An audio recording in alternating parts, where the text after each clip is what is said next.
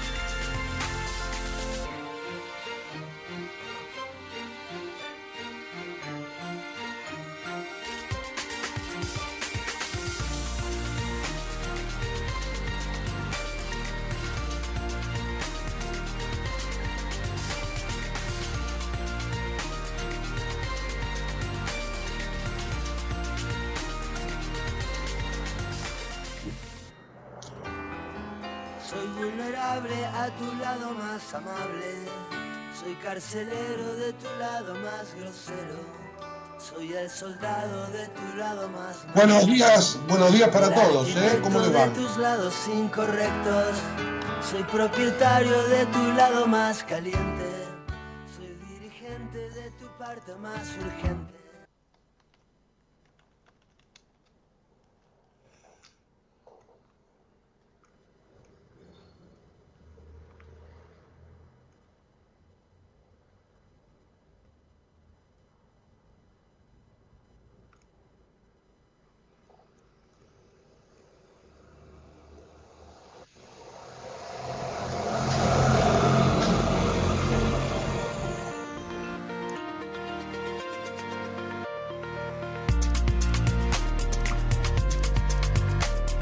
A ver ahora, ¿cómo les va? ¿Cómo les va a todos? Buenos días, aquí en Periodismo a Diario. Estamos como todos los días de 8 a 9 de la mañana por Ecomedios. Exactamente de 8 a 9, como les decía recién. Pero tengo alguna leve dificultad con el audio, así que supongo que estamos al aire, aunque todavía escucho la cortina sonando en el fondo. Ustedes me dirán desde la radio a ver si es factible o si reiniciamos la comunicación.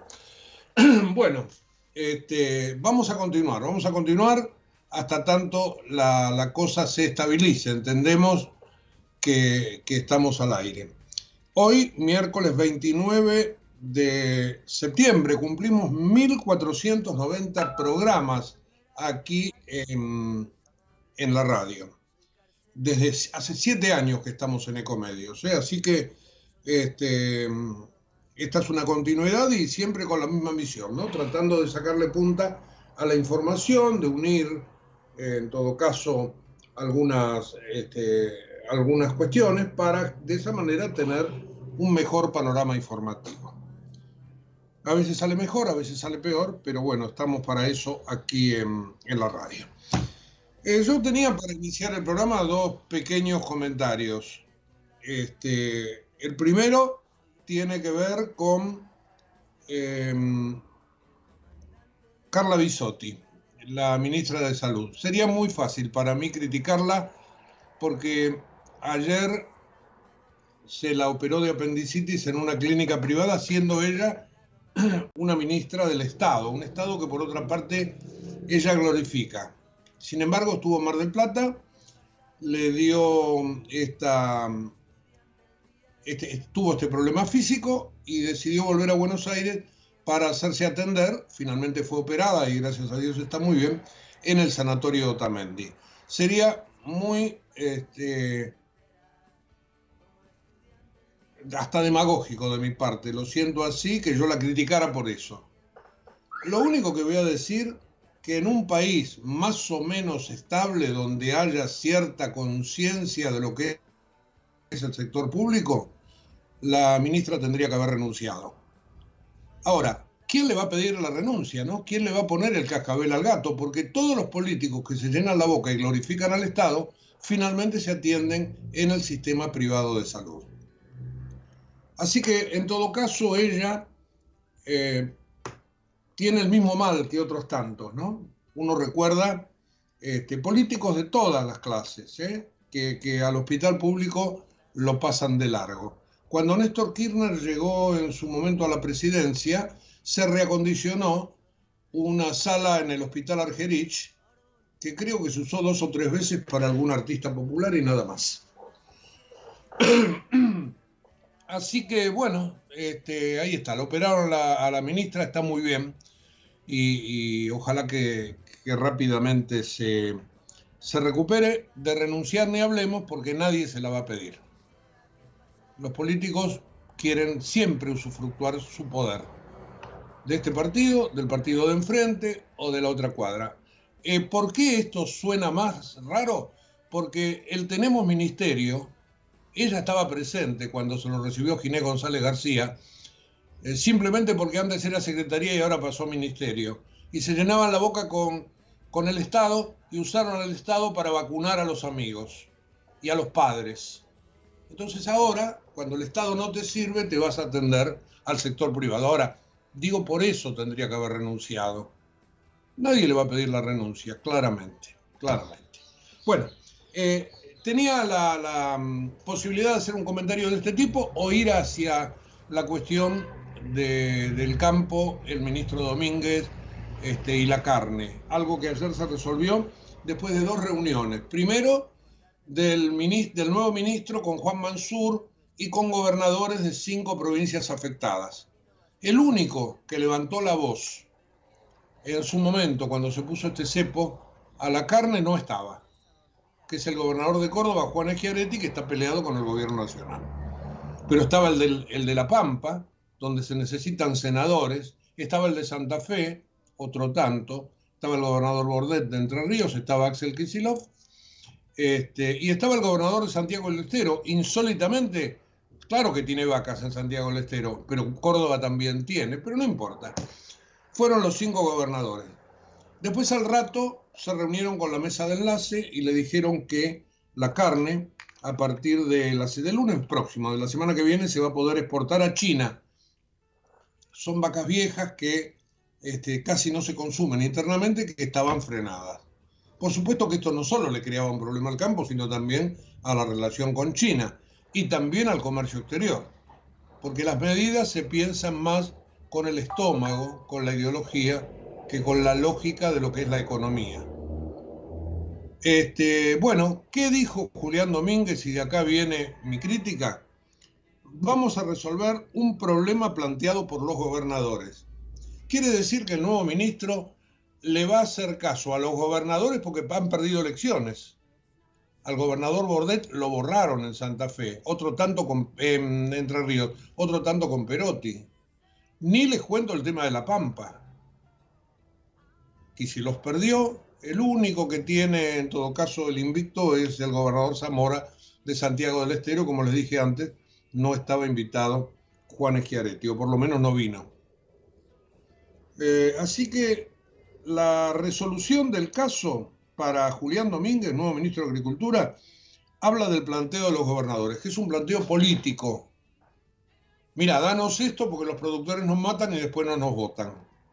Y ahí lo consiguieron. Bueno, así se manejan y creo que yo tendría que haber ido por este lado para criticar con fuerza, porque realmente es criticable, y no tanto para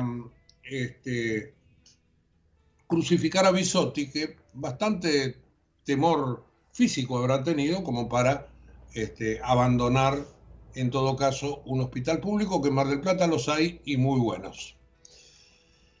Bueno, el campo, nota central. Entonces, reitero, desde el lunes van a abrir las exportaciones a China.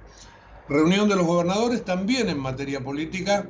Hubo ayer reuniones políticas justamente de parte del gobierno. Se reunió el comité de campaña, sin Alberto Fernández y sin ningún albertista. Lo han corrido totalmente. El presidente de la nación ha quedado al mejor estilo italiano para el protocolo. De hecho, hizo un discurso ayer ante la ONU que en un ratito les comento. Lo operativo lo han corrido, lo han dejado de lado. Estaba Sergio Massa, Axel Kicillof, Guado de Pedro, Máximo Kirchner, Juan Mansur y Martín Insaurralde. Y allí han delineado la campaña de la platita y de entregarle al campo esta posibilidad de vender vacas viejas a China a partir del lunes que viene. Ayer le decía, el presidente habló de las Naciones Unidas, le pidió a los organismos internacionales más plazo, menos tasa y más asignación de DEG. En realidad criticó el modo en que los DEG se asignaron a los países más ricos, pero nunca dijo que esta asignación fue hecha por la cantidad de cuotas, de acciones que tiene cada país. A la Argentina le toca el 0,67%, que es su capacidad de voto. Si la Argentina fuera poderosa, seguramente hubiese tenido mayor proporción y hubiese tenido mayor cantidad de DEC. Está bien el planteo del presidente. Los países más ricos, en todo caso, podrían haber cedido y transferido a los que menos tienen. Lo que está mal, que delante de toda la comunidad internacional haya dicho que esta división de los DEC, del Fondo Monetario, se han hecho para favorecer nada más que a los países ricos, casi como si hubiera sido una cuestión adrede. Como en cualquier sociedad, se dividió por la cantidad de acciones que tiene cada miembro. Bueno, a la militancia le encantan estas cosas, entonces el presidente ni siquiera cuando habla para un organismo internacional puede dejar de lado camelear un poco para el consumo interno. Ayer un intendente de la provincia de Buenos Aires, el intendente de Escobar, Ariel Sujarsuk, dijo que es muy difícil que el Frente de Todos dé vuelta a las elecciones. Evidentemente se ha ganado unos cuantos enemigos dentro del peronismo bonaerense. Veremos esto cómo deriva de aquí en más. Bueno, después está todo el capítulo del dólar. La tapa de los diarios económicos marcan, también en La Nación, en Clarín, se dice que el dólar blue ayer llegó a 187 pesos y el CCL directo o dólar CENEVI, es decir, cuando hay dos empresas, una que necesita dólares y otra que los tiene en el exterior, se los transfieren entre ellos y ayer lo hicieron a una paridad de 192 pesos. Ayer Economía colocó deuda por 190.500 millones de pesos, cubrió los vencimientos del mes de septiembre, los pasó. Verdaderamente hay dinero, la gente todavía hace ofertas para quedarse con letras, y se hizo ayer la última colocación del mes. Hubo una novedad económica de parte del INDEC. La actividad, según el EMAE, creció 0,8%. La economía volvió a crecer, pero continúa por debajo del nivel de prepandemia, dice la tapa del diario BAE Negocios. Julio fue un buen mes para la actividad, aunque todavía está dentro del pozo generado por la pandemia. Luego de la segunda ola, la actividad económica hiló en junio y julio 2 meses de mejora. Bueno, y lo hizo con una estadística que va un poco a contramano de lo que tenía previsto el sector privado, que le daba negativo. Pero bueno, al gobierno le dio positivo y la verdad que de momento el INDEC parece irreprochable. Otra tapa de diario económico que trae el tema como título principal es El Economista, que dice la economía a un 0,8 debajo del nivel pre-COVID. Justamente con los mismos datos toca esa cuestión. Bien, en economía yo les diría que tenemos casi todo resuelto como títulos principales. Dólar, el campo, tiene que ver con las exportaciones desde ya, la desaceleración del INDEC, que les comentaba recién, y la colocación de deuda. Desde lo político está lo de Sujarchuk, el comité de campaña, Alberto frente a la ONU. Hay un tema político ligado a lo judicial.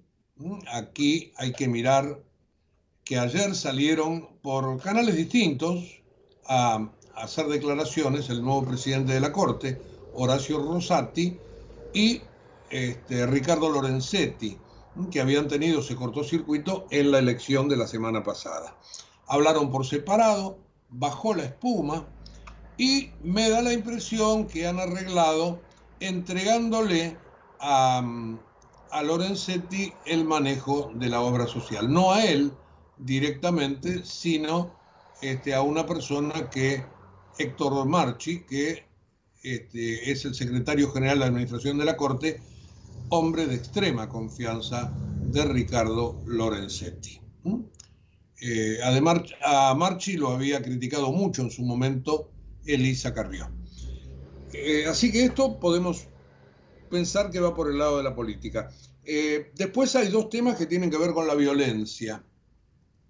Uno, realmente muy grave, porque hay más de 170 muertos en la provincia de Santa Fe. Antes de ayer en realidad, ayer se conoció, hubo 3 nuevos asesinatos y van 171 en lo que va del año. El gobierno, después de haber estado ayer reunidos con Omar Perotti, anunció el envío de 575 agentes en 15 o 20 días y un destacamento de la Gendarmería que se va a especializar en narcotráfico con asiento en Rosario, con 1000 efectivos para toda la provincia, que estará listo recién en marzo del año que viene. Es el 7º anuncio, dice la tapa de Clarín, en 7 años del desembarco de fuerzas federales, y llega después de que la ministra Sabina Frederick dijera que no iban a mandar refuerzos. Pero la situación, como ustedes verán, es muy, pero muy crítica. Y después está el tema que también trae el diario Crónica en una foto en tapa y el diario La Nación, que también tiene que ver con la violencia, porque hubo tiros, porque hubo destrozos, porque hubo mucho miedo en Avellaneda, porque ayer 2 facciones de la Barra Brava se cruzaron a los golpes, con armas de fuego, con roturas de vidrios, con destrozos de coches, nada menos que en el centro de la ciudad de Avellaneda. 3:30 de la tarde, frente a un par de escuelas, con la gente encerrada en los negocios. Realmente los barras hubo tiros desde ya, tuvieron protagonismo, triste protagonismo ayer, y quedaron 26 detenidos después que de esa batalla campal, tanto la policía de la provincia como la de la ciudad, que detuvo a gente cuando cruzaron el puente de Pueyrredón, se puso activa para tratar de frenar esta violencia que, les reitero, se dio nada más ni nada menos que en Avellaneda, simplemente para ver cómo se hacían de carnet que iban a permitir el ingreso de los barras a la cancha cuando Independiente juegue de local. Cosas parecidas más o menos probablemente sucedan en otras canchas, porque esta vuelta al fútbol se va a dar desde este fin de semana. Independiente será local en la siguiente. Esta semana le toca a Racing, pero lo de Independiente, bueno, ayer fue realmente, metió mucho miedo. La tapa de Crónica dice Guerra Roja, usando el color de la camiseta. Inflación, dice la tapa de Ámbito, piden a los supermercados que controlen a empresas, me lo había comido antes, refuerzan estrategia de control inflacionario, el gobierno pondrá en juego una nueva estrategia, en lugar de perseguir a las empresas, les pidió a los supermercadistas que sean también ellos los que cotejen ese cumplimiento. Fue la secretaria de Comercio Exterior, Paula Español, quien pidió que no se acepte ningún incremento por encima de los autorizados. Bueno, ya que hablábamos de fútbol, aunque era un costado verdaderamente triste para el fútbol, pero ayer jugó Messi en el PSG, realmente hizo un golazo en Manchester. El equipo francés, el equipo de París, le ganó 2-0 con un gol de Messi al Manchester City de Josep Guardiola. En Canarias, la lava llegó al mar y, ya que hablábamos de Inglaterra, está desabastecida, no solamente en nafta, como yo les decía en el día de ayer, con gente muy alterada, sacando combustible de las estaciones de servicio en botellas, sino también en desabastecimiento en supermercados. ¿Por qué motivo? Porque no hay transporte de mercaderías. Los camioneros se han empacado y no llega ni el combustible ni cosas que vienen desde el continente. Ahora que ya no pertenece más a la Comunidad Europea, tiene más problemas todavía los ingleses para el abastecimiento. Bueno, está bastante crítica la situación. Creo que con esto tenemos un primer panorama de lo que viene sucediendo en materia económica, política. Hemos hablado de una cuestión judicial y política también, y de todo este asunto de la violencia. Más allá de algo de fútbol y lo de Bisotti. Así que con esto arriba de la mesa me parece que tenemos para arrancar. Es una buena manera entonces de decir esto es lo más importante, de tenerlo muy presente para encarar la jornada. Vamos a hacer una pausa, 8:26, y luego, si podemos, nos vamos a meter en un par de notas. Quiero hablar un poquitito sobre encuestas, quiero hablar también, si podemos, con alguien del campo para que nos diga cómo les cayó a ellos esto que ayer anunció el gobierno, la apertura parcial de las exportaciones, en este caso puntualmente de vacas a China. Así que si nos esperan un par de minutos, después de la pausa, seguimos con más periodismo a diario. Vamos la radio, somos tu voz, vamos con Eco, siempre la verdad y la mejor información. El mejor gimnasio te espera, OnFit es de primera, en OnFit vamos a cuidarte.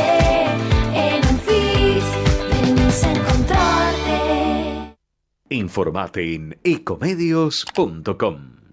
Seguinos en Twitter, @ecomedios1220. Diarios y blogs, portales y noticieros, Facebook y Twitter. Para sacarle el jugo a todos los medios. Periodismo a diario por Ecomedios. En Galeno, cuidamos todo lo que es importante para vos. Por eso, brindamos la más amplia variedad de coberturas en planes médicos y seguros a la medida de tus necesidades. Disfruta de la tranquilidad de tener la mejor protección. Galeno, cuidamos la salud y la vida de las personas. SS Salud, órgano de control 0800 222 Salud, web sssalud.gov.ar. No dejemos de cuidarnos. Usemos siempre tapaboca. Mantengamos distancia. Elijamos espacios abiertos. Ventilemos lugares cerrados. Para más información, entra a buenosaires.gov.ar/coronavirus. Cuidarte es cuidarnos. Buenos Aires Ciudad.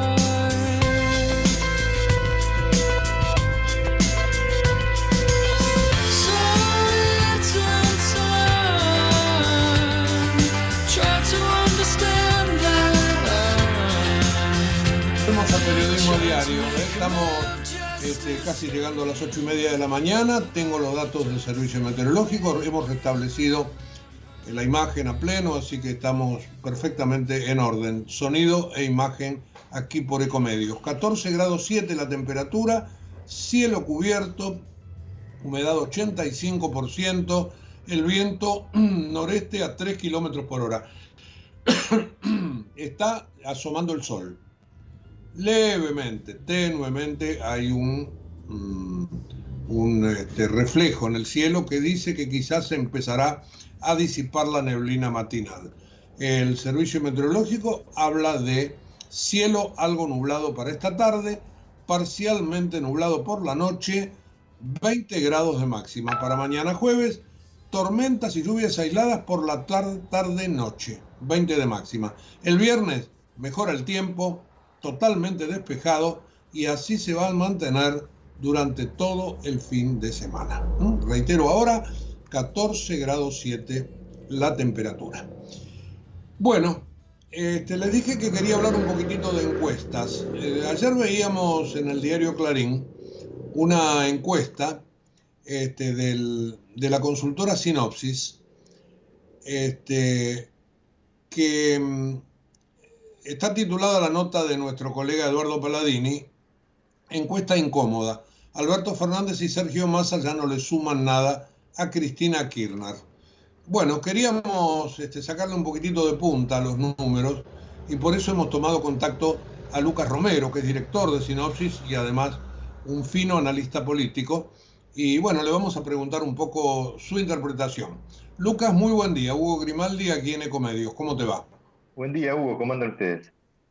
Bueno, muy bien, muy bien. Para que nos digas qué han mirado, qué han visto con la lupa de analistas detrás de estos números, porque te acordás de aquella frase con Cristina no alcanza, sin Cristina no se puede, y de allí vino la famosa coalición del Frente de Todos, que parece ser que ahora ha perdido un par de protagonistas internos, al menos eso dirían los números. Sí, obviamente que el interés de este foco que ponemos en el estudio en comparar un poco la base de simpatías de los principales actores de esta coalición responde a esto que vos mencionás en tu pregunta, Hugo. Decían los dirigentes del Frente de Todos en 2019, Cristina contiene su base de apoyo, su base electoral, la pone sobre la mesa y Alberto Fernández amplía, le agrega eso algo más, tratando de resolver este dilema de con Cristina no alcanza, sin Cristina no se puede. Bueno, por eso nos interesaba y nos interesa y venimos siguiendo un poco cómo evolucionaron las bases de simpatía de estos dirigentes, porque estaba en el fondo la idea de que Alberto Fernández representaba un segmento del electorado, que el propio Sergio Massa también representaban un segmento del electorado que se había adicionado a la base de simpatizantes de Cristina Kirchner. Bueno, esto era un poco el contrapeso para hacer realidad aquel eslogan de campaña de Volvimos Mejores, ¿no? Exactamente, el Frente de Todos no es el Frente para la Victoria, es bueno que lo remarcás, Hugo, porque efectivamente, digamos, esta propuesta política, este espacio político del Frente de Todos fue presentado, digamos, remarcando la diferenciación con el kirchnerismo, con el Frente para la Victoria, ¿no? Esto era algo distinto, decía Alberto Fernández. Voy a gobernar yo, decía Alberto Fernández. Bueno, si nos vamos a abril, marzo del año pasado, nos encontrábamos con un presidente que tenía, y le había surgido, sobre todo en el comienzo de la pandemia, una base de simpatizantes propios. Un 26,9% de nuestros encuestados a nivel nacional en abril de 2020 nos decían, tengo imagen positiva del presidente, pero no de la vicepresidenta.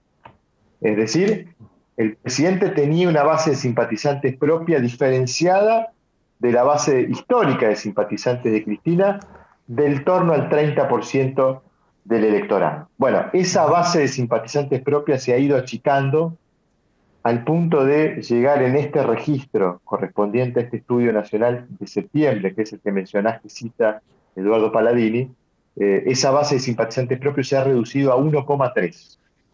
Solo un 1,3% de todos los encuestados de nuestro estudio nacional de septiembre nos dice que tiene imagen positiva de Alberto Fernández y no de Cristina.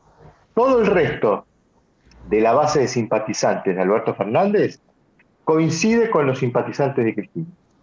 Es decir, Cristina hoy podría afirmar: yo estoy sosteniendo la base de apoyo del presidente. Por su lado, Cristina tiene un 5% que le son propios, que no tienen buena imagen del presidente, ¿no? Claro. Porque Cristina hoy tiene... Es decir, es la gente fiel, esa es la fidelidad a la vicepresidenta. Es la fidelidad y un segmento que ha venido creciendo de gente que simpatiza con Cristina, que ya no está viendo con buenos ojos al presidente. De hecho, el presidente tiene una imagen positiva más chica que la imagen positiva de la vicepresidenta. Es decir, en esto de Cristina contiene, Alberto amplía, bueno, hoy Cristina podría decir: yo estoy conteniendo lo que Alberto me está achicando. Porque hoy efectivamente la base de simpatía del presidente se ha achicado y de gran manera solo el 23,9% tiene imagen positiva del presidente. Ahora, si nos vamos a hacer un análisis similar con la figura de Sergio Massa, otra figura que supuestamente le agregaba votos al Frente de Todos, bueno, pasa algo parecido. Hay un 1,5% solamente que tiene simpatía de Sergio Massa y no tiene simpatía de Cristina. El resto de los simpatizantes del presidente de la Cámara de Diputados son simpatizantes de Cristina. El grueso, yo te diría que Sergio Massa tiene, digamos, en detrimento de la situación del presidente, mucho menos imagen positiva que el presidente. Solo el 15,5% tiene imagen positiva de Massa. De ese 15,5, 14 son simpatizantes de Cristina. Solo un 1,5 le son simpatizantes propios a Sergio Massa, lo cual nos da una señal de que si en algún momento existió algo así como los votantes de Alberto, los votantes de Massa, cosa que para mí es muy discutible, pero si alguna vez existió ese segmento del electorado que esos dos dirigentes le aportaron al frente, bueno, hoy, digamos, ese electorado se ha reducido a la mínima expresión, y hoy podríamos decir que si Cristina aportó la gran mayoría de los votos en 2019, bueno, hoy está aportando la totalidad de los apoyos, ¿no? Hoy la coalición se sostiene por la base de simpatizantes de la vicepresidenta. Sí, sí. ¿Qué posibilidad le ves vos que este estudio tan profundo que han hecho ustedes tenga correlato en las próximas elecciones? Porque ese correlato indicaría que todavía estarían cayendo en cantidad de votos. Sí, yo creo que más que correlato con la elección de noviembre es un análisis, o son datos que tienen correlato con lo que pasó el 12 de septiembre, ¿no? Creo que, digamos, bueno, el 48... Lucas, sí. de allí mi pregunta, ¿no? Lo de septiembre está clarísimo. ¿Y para noviembre noviembre claro. se repetirá? Bueno, a ver, digamos, septiembre nos mostró un oficialismo reducido, digamos, a la base de apoyo histórica que ha venido sosteniendo el kirchnerismo, ¿no? En algún punto, este desdibujamiento de la identidad diferenciada del kirchnerismo, del Frente de Todos, del 2019, que se fue deshilachando, bueno, quedó expresado en esto que nos lleva a pensar que ya hoy el Frente de Todos es algo bastante parecido al Frente para la Victoria, y ahí es donde está la dificultad para enfrentar esta elección general de noviembre y pensar en la posibilidad de crecer, ¿no? Porque, digamos, si uno analiza en términos generales, todo el oficialismo se ha venido deteriorando. Incluso la propia vicepresidenta ha perdido algo de imagen positiva respecto de sus niveles más altos. Yo creo que es difícil encontrar argumentos para que el oficialismo pueda sentirse optimista de cara a lo que pueda suceder en noviembre, ¿no? Porque ni el efecto carro del vencedor, ese efecto tan particular de los procesos electorales que determinan que los que ganan se vuelven más simpáticos, más inteligentes, más atractivos, mientras que los que pierden les sucede todo lo contrario. Y ni que hablar con los antecedentes. Los antecedentes nos dicen, Hugo, que entre Paso y General, quien crece con más intensidad, con más fuerza, es el no peronismo y no es el peronismo. Entonces, digamos, son varios los argumentos que nos llevan a pensar, y ni que hablar, obviamente, todo lo que sucedió después de la Paso, ¿no? Ese espectáculo poco conveniente para el oficialismo desde el punto de vista electoral, que fue las peleas, digamos, puestas a la luz del día, ¿no? Visualizadas por todos, con la vicepresidenta y el presidente peleándose públicamente. Digo, son varios los argumentos que nos llevan a pensar que es difícil visualizar una elección general en donde el oficialismo pueda crecer más fuerte que la oposición. Digo crecer porque lo más probable es que crezcan los dos en su caudal electoral. ¿Por qué?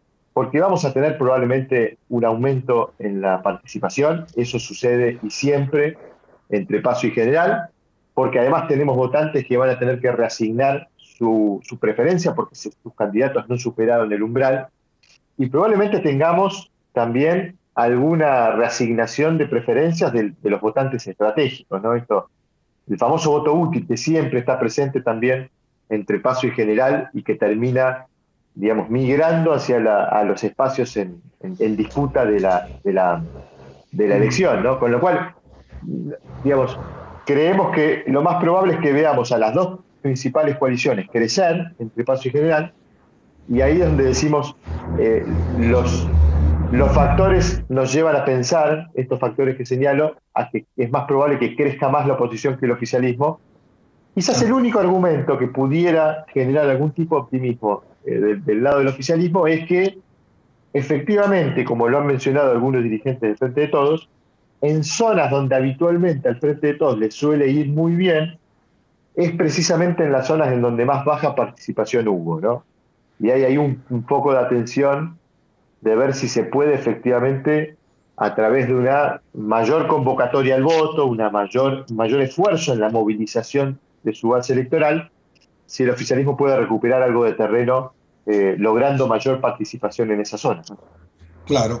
Lucas, la última pregunta te la voy a hacer en un minuto sobre la oposición, pero antes, para cerrar un poco este diagnóstico sobre el Frente de Todos, no hay que olvidar que estratégicamente ahora lo han corrido al presidente, lo han sacado del centro de la escena y es como que se ha derechizado, perdón por el término tan antiguo, pero la administración, la presencia de Mansur le quita todo ese halo progresista que tiene el kirchnerismo. Sí, efectivamente, cuando uno analiza la reestructuración del gabinete, uno debe llevar a esa conclusión, ¿no? Digamos, la incorporación de determinadas figuras que pudieran desdibujar el perfil más progresista de la coalición de gobierno, y esto pudiera ser un riesgo porque, digamos, la izquierda ha crecido entre el 2019 y el 2021 y en parte ha crecido también recibiendo la migración de votantes del Frente de Todos que quizás con un sentido más progresista han decidido abandonar al oficialismo, particularmente por una política económica que, digamos, por momentos ha sido más ortodoxa que heterodoxa, ¿no? Digamos, estos cambios de gabinete, la incorporación de Mansur, una figura, digamos, del ala conservadora del peronismo, bien pudiera seguir ahuyentando parte del electorado progresista que pudiera migrar hacia opciones de izquierda. Veremos si eso se confirma, pero claramente es un riesgo que se asume con estos cambios que se hicieron en el gabinete. Claro. Bueno, ahora sí, la pregunta sobre la oposición. También dentro de la coalición de Juntos por el Cambio, Cambiemos, o como se llame en cada lugar del país, hay un espectro similar desde la derecha a la izquierda, desde liberales, pienso en López Murphy, por ejemplo, hasta socialdemócratas como los radicales. ¿Cuándo va a surgir ahí la pelea ideológica? ¿Después de las elecciones? ¿Te parece que mantendrán la cohesión por lo menos hasta noviembre? Bueno, es interesante la pregunta porque efectivamente este bicoalicionismo que tenemos en la escena política argentina es un bicoalicionismo que nos muestra dos coaliciones, las dos principales, con una composición muy heterogénea. Las diferencias que uno puede observar entre los dirigentes del oficialismo también las puede observar entre los dirigentes de la oposición. Y te agregaría, Hugo, una complejidad mayor. Son diferencias que también uno las puede observar en los respectivos electorados. Digamos, el electorado del Frente de Todos del 2019 era un electorado muy heterogéneo, y el electorado de Juntos por el Cambio hoy es un electorado también que pide cosas distintas. Entonces ahí está el desafío, tanto del oficialismo como de la oposición, de cómo conglomerar, es decir, conformar digamos, electorados que piden cosas distintas y que tienen miradas distintas respecto a cómo resolver los problemas del país. Bueno, seguramente cuando termine el proceso electoral el 14 de noviembre, a partir del 15 de noviembre, en la oposición, empezarán a surgir las tensiones de cara a lo que pueda ser, digamos, quiénes son los protagonistas de la carrera hacia el 2023. Empezaremos a ver, una vez definida la elección, quiénes son los ganadores y perdedores de esta elección de medio término, y allí estarán depositadas las expectativas de cara al 2023, y ahí empezarán a surgir las diferencias. Yo creo que ahí, digamos, lo primero que debe hacer una coalición que tiene diferencias en su interior es definir una regla clara y justa de resolución de esas diferencias. Esto es lo que no ha habido en el oficialismo, y por momentos el mecanismo de discusión lleva a que la discusión sea pública, como ocurrió entre la vicepresidenta y el presidente, y los mensajes que se enviaban públicamente la semana posterior a las PASO. Bueno, habrá que encontrar en la oposición, deberán los dirigentes de la oposición encontrar un mecanismo de resolución de esos conflictos para que el conflicto no escale y no se haga público y se pueda procesar internamente. Porque efectivamente, como señalás, hay mucha heterogeneidad en esa composición de dirigentes y bueno, la clave va a ser cómo conservar esta unidad de cara al 2023, ¿no? Claro. Lucas, gracias por todo. En cualquier momento la seguimos. De acá a noviembre vamos a tener alguna oportunidad más. Un gran abrazo. Gracias, Hugo. Un abrazo grande.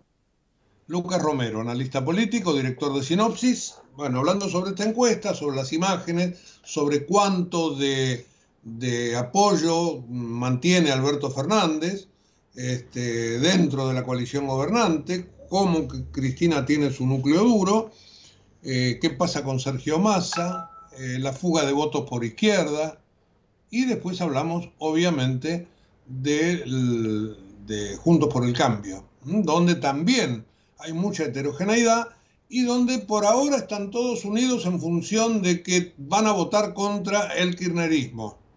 Y es más, le quieren quitar la presidencia de la Cámara de Diputados y quieren quitarle la mayoría en el Senado a Cristina. Estas son todas cosas que desde el costado político se va a dar únicamente si los números favorecen a la oposición o castigan al oficialismo en el mes de noviembre. Como hemos dicho más de una vez, esas son las elecciones que valen, ¿no? Las que asignan las bancas. Por ahora, simplemente hubo una elección para saber quiénes son los competidores finales. Hablando de eso, en la provincia de Buenos Aires estaría terminado el escrutinio definitivo y habría entrado como posible candidata Cynthia Houghton, que había quedado afuera. Bueno, se han revisto números, etcétera, y tiene la posibilidad, porque habría pasado el 1,5% que se requiere de piso, y la dirigente se postularía con su partido. Así que eso creo que en el día de hoy se va a tener que confirmar. Pero allí, bueno, entre los partidos menores hubo varios que han quedado afuera y otros desde ya que no. Está Espert, por ejemplo, que sí va a competir, está Randazzo, que sí va a competir, ahora Houghton, la izquierda, por supuesto, más Juntos por el Cambio y el Frente de Todos. Hablando de los candidatos de la provincia de Buenos Aires, del Frente de Todos, donde es posible, allí sí es posible que la elección se dé vuelta, sobre todo por lo que le comentábamos recién, la posibilidad que los intendentes se molesten un poco más después de haber conseguido la jefatura de gabinete del odiado Axel Kicillof, porque verdaderamente el gobernador tampoco ha hecho mucho para, políticamente hablando, digo, como para tener de su lado a los intendentes más tradicionalistas. Ahora Martín Insaurralde es puesto por Cristina, a pesar de Kicillof, y estaría de alguna manera torciéndole un poco la voluntad a esos intendentes. Así que la cosa me da la impresión que pasaría por ese lado. Hay una nota de Joaquín Morales Solá en el diario La Nación, que bien vale la pena leerlo porque usa un término muy, yo lo usé hace un rato cuando hablábamos con Lucas Romero, un término más justo que el término de que es un hombre de derecha. Se refiere a Juan Mansur, Juan 23, como le gusta decir a él, y lo caracteriza como el conservador que fabrica pesos, ¿no? Justamente un hombre que está en la jefatura de gabinete con una nueva impronta, ¿no? Así que la nota está interesante, léanla. El nuevo jefe de gabinete está aprovechando un instante en que el universo peronista se quedó sin dioses. Dicen los que saben, los que están cerca de Mansur, que si el peronismo logra revertir las elecciones, un día después ya se va a candidatear justamente con esta idea de Juan 23, Juan por su nombre y 23 por el año de la candidatura, se va a candidatear como postulante a la presidencia. Bien, queríamos hablar del tema campo. Recuerdan que cuando comenzó el programa yo les dije que ayer primero el ministro Julián Domínguez se reunió con gobernadores y después se reunió con la mesa de enlace. Estuvieron allí los 4 miembros de las 4 entidades que la componen y el ministro les anunció que se van a mantener las restricciones a los cortes populares hasta fin de año, pero que a partir del lunes que viene tendremos o tendrán la posibilidad de volver a exportarle vacas a China, nada menos. Ahí había tenido algún problema comercial la Argentina porque estaría desabasteciendo justamente a un cliente que le compra ese tipo de carne que acá en la Argentina no se come. Sin embargo, como cuando las cosas se hacen con criterio ideológico y no técnico, todo fue al voleo y entonces todas las exportaciones fueron prohibidas en inicio. De a poco se han ido abriendo, pero como les decía recién, las exportaciones de los cortes populares van a seguir restringidas y las de la vaca, la que se llama vaca vieja, sí se permitirá nuevamente para China a partir del lunes próximo. Elvio Laucirica es presidente interino de Conenagro y lo saludo. Elvio, buen día y disculpa porque se me cruzaron las letras en el apellido. ¿Cómo va? Estoy acostumbrado que mi apellido genere estas dificultades. No te preocupes. Buen día. ¿Cómo te va? Bien, bien, buen día, Elvio. Bueno, algún diario dice que se quedaron con gusto a poco, ¿es así? Bueno, depende cómo lo veas. Yo creo que el haber recibido la mesa de enlace en conjunto, el ministro con el jefe de gabinete más el ministro del Interior y 5 gobernadores de las provincias más importantes desde el punto de vista ganadero, es una revalorización a la mesa de enlace y que además a los reclamos del productor. Y por el otro lado, tener en cuenta la mesa de enlace y los reclamos del productor y resolverlos, como fue esto que veníamos pidiendo encarecidamente y con urgencia, resolver el tema de la vaca china, me parece que es sumamente auspicioso y por la otra parte quedó abierta la posibilidad para seguir discutiendo los otros temas, el resto de los otros temas, y esto me parece que es de por sí auspicioso. Los otros temas que son retenciones, por ejemplo. Los otros temas serían retenciones, sí, evidentemente, pero tenemos, además de esos, el tema de los biocombustibles, el tema de la hidrovía, hay numerosos aspectos en cuanto a las economías regionales y creo que todos estos aspectos se van a poder ir resolviendo en la medida que podamos tener estos espacios de participación y el compromiso no solamente del ministro, sino también de los gobernadores. Creo que todo esto es lo que realmente debemos revalorizar y tener en cuenta. Yo ahora, mirá, en este momento estamos yendo a una audiencia que nos ha dado el gobernador de la provincia de Buenos Aires, lo cual también nos va a permitir no solamente hablar sobre estos temas, sino también hablar sobre los temas que preocupan a Coninagro dentro de la provincia de Buenos Aires. Claro. Yo quería hacer una nota más bien técnica, pero no puedo eludir la pregunta política. ¿Qué es lo que ha vuelto a poner el problema arriba de la mesa? ¿Que se perdieron las elecciones? Me gustaría no opinar sobre ese aspecto, si son las elecciones o no son las elecciones. Yo lo que celebro es que el diálogo que siempre tuvimos con el gobierno hoy se haya tomado decisiones que resuelven las cosas, porque era algo que veíamos y no pasaba. Y realmente no pasaba. Y por el otro lado, abrir la vaca china, que es algo que no afecta a la mesa de los argentinos, realmente era un contrasentido total. Dábamos una señal muy mala al productor, y creo que hoy por hoy el productor principalmente el productor ganadero de cría y el productor campero, tiene las posibilidades abiertas como para producir y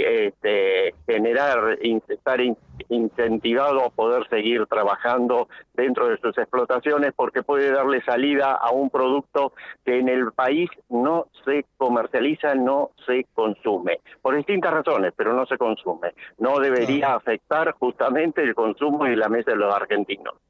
Seguro, seguro. Y el hecho de que no estuviera el gobernador de Córdoba, que es una provincia obviamente agrícola, ganadera, productora, ¿esto hizo algún ruido o se explicó algo? Nosotros no, para nada, porque el gobernador de Córdoba en su momento nos había recibido y nos había dado todo su apoyo con respecto al pedido que veníamos haciendo los productores. Incluso charlamos con él, no solamente por el tema del cierre de las exportaciones, sino sobre numerosas actividades que vienen realizando los productores en la gestión administrativa de la provincia. De todas maneras, ya te digo, para nosotros no nos genera ningún tipo de sorpresa ni nada por el estilo, porque de todas maneras estaban los 5 gobernadores que te decimos, que son de provincia también sumamente importantes desde el punto de vista ganadero. Sí, a mí me hizo un poco de ruido una declaración del nuevo ministro cuando dijo que están resolviendo un problema planteado por los gobernadores. Me parece muy bien que los gobernadores sean abogados de ustedes, porque obviamente ustedes se asientan en cada una de sus provincias, pagan los impuestos allí, pero me da la impresión que la resolución fue más una cuestión política que una cuestión estrictamente económica. No sé cómo lo ven ustedes. Mirá, nosotros lo que observamos es que se tomaron las resoluciones. Ahora, el hecho de por qué se tomaron de una manera u otra, no quiero entrar en poner en tela de juicio ese tipo de cosas. Creo que a nosotros no nos corresponde. Nosotros lo que vemos es que se resolvió un tema que veníamos reclamando desde hace mucho tiempo. Nosotros habíamos pedido audiencia a muchos gobernadores que en su momento no nos recibieron. Hoy, estuvieron ahí prestándole en alguna medida, lo que yo interpreto, un respaldo a la decisión tomada por el ministro, y creo que esto es lo que yo valoro, por lo menos Coninagro valora y tiene en cuenta. Muchas gracias, Silvio, por haber charlado con nosotros. Ojalá que la charla en La Plata con el gobernador Kicillof también vaya en el mismo sentido de ir encontrando soluciones. Un gran abrazo, Silvio, muy amable. Gracias a ustedes, hasta siempre. Elvio Lausidica, presidente interino de Coninagro, que es una de las 4 entidades de la mesa de enlace. Como habrán visto ustedes, bueno, muy contemplativo con esto que han conseguido. Verdaderamente, la política hizo lo suyo, la diplomacia hizo lo suyo, y de alguna manera han logrado darle a los productores ganaderos una solución anticipada al mes de octubre, que era el próximo hito donde este tema seguramente se iba a tocar. Pero también esto ayuda a las exportaciones argentinas al exterior, bueno, y lo ayuda al gobierno, sobre todo en 2 provincias, vuelvo a insistir, con La Pampa y con Santa Fe, donde el oficialismo perdió y donde hay senadores que hay que renovar. Fíjense ustedes que si el Frente de Todos perdiese un senador en cada provincia, de los 41 que tiene en este momento el bloque del oficialismo, bajaría a 39, y si esto se combina con pérdidas en Chubut sobre todo y algún otro lugar, generaría que se pierda o que Cristina pierda el manejo de la Cámara Alta, con lo cual están más que interesados políticamente en empujar todo esto. O todo lo anterior fue una truchada, o esto lo están manejando políticamente. Lo entiendo a Lausidica, que no quiere opinar porque él atiende el costado económico de los productores, pero me parece que para el análisis lo tenemos que poner arriba de la mesa. Bueno, se nos fue el programa, que fue muy activo en su segunda parte. Hablamos de política, hablamos de economía, y se terminó Periodismo a Diario. Así que volveremos mañana con una nueva edición. Les anticipo que está saliendo el sol, de a poquito se va despejando el cielo, y esperemos para hoy una máxima, les decía, de 20 grados. Así que la pasen muy bien, que tengan una linda jornada. Hasta mañana.